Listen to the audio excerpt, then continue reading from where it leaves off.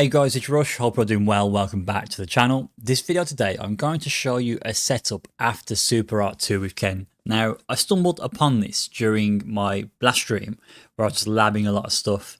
And I didn't realize that after Ken's Super Art 2, you can throw a heavy punch fireball. And if you do that, you are able to do a run after the heavy punch fireball. And if the opponent jumps forward, essentially you can run DP it. If they jump back, as long as there's room for the screen to move, they will actually land on the fireball. If they're against the wall and they jump back, what I've seen is the fireball will land on them anyway because there's no room to move. The room between you, the space between you and the opponent, because you're closer to the opponent because of the wall, they'll wake up and go into the fireball. They have to block it essentially. So that's how I foresee this situation. There may be some situations where this doesn't apply, or some characters that avoid this situation perhaps because of super and whatnot. But let me show you this. So I've got my set to do her level 2 after the Super Art 2 of Ken's. And you'll see if I throw the heavy fireball, not only does it stop the level 2, she runs out of invincibility, but also if I try to do a run after the fireball, I can't do the run because of the startup of level 2. So that's a situation where they do wake up super. But what happens if they jump forward and jump back? Let's take a look.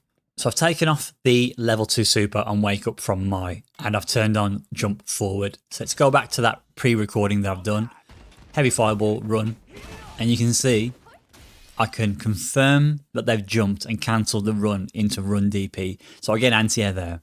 Let's now change that to jump back. And this may not work because they're near the corner, but let's see what happens.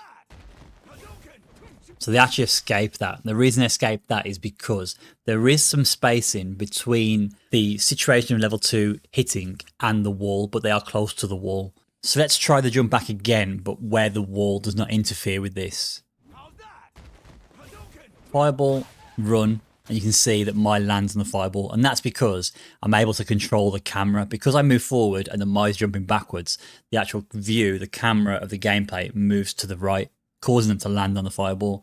Now nearer to the wall, if I do the heavy fireball, you can see they can't do anything. It's going to hit. They can't jump forward, they can't jump back. But that's now a risk because the level 2, any super that has invincibility to projectiles and has range, Cammy's level 3 for example, will punish that fireball. So this tech is more specifically for when you're cornered and use level 2 and you put the mid-screen and a more mid-screen level 2 finish. But the fireball, so you do the heavy fireball, you commit to the run.